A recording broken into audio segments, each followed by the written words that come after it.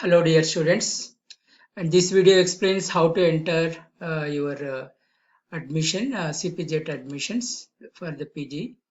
And let us go first, you type the official website tscpz.com, CPZ 2020, then click on CPZ 2020.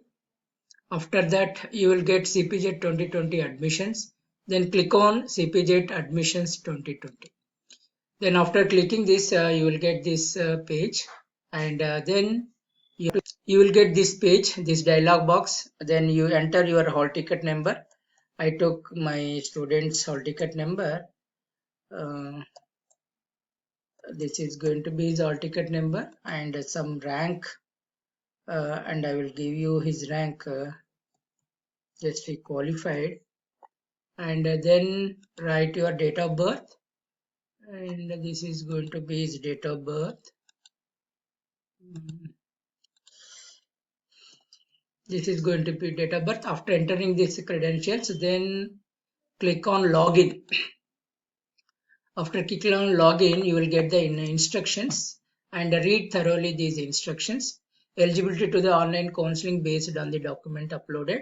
And just to go through this one, what are the important certificates to upload is SSC for the equivalent marks memo, intermediate 10+2, degree certificate, bona fide study certificate from 9th onwards, proof of local, non-local stated candidate as per the rules in the force, and a community certificate, latest income certificate issued by the Tahsildar, and that income certificate must be after 1/1/2020. Transfer certificate, certificate of special category, that is like NCC, CAP and PH. Then that is going to be the Aadhaar card is this one. And you can see in Telugu also there is a SSC or 10వ తరగతి certificate అని ఉంది, intermediate లేదా 10+2 అంటే మనకి intermediate equivalent, CBSE వాళ్ళకి 10+2 అంటాం. Degree certificate మార్కుల యొక్క పూర్తి మెమోరాండం లేదా క్వాలిఫైయింగ్ ఎగ్జామినేషన్ యొక్క, అంటే ఇది మన లాంగ్ మెమో అని చెప్పుకుంటాం. డౌన్లోడ్ చేయబడ్డ మెమోలు అనుమతించబడవు. అంటే మనకి యూనివర్సిటీ ఇష్యూ చేసిన సర్టిఫికేట్ మాత్రమే ఇందులో మనకి అవసరం అవుతుంది.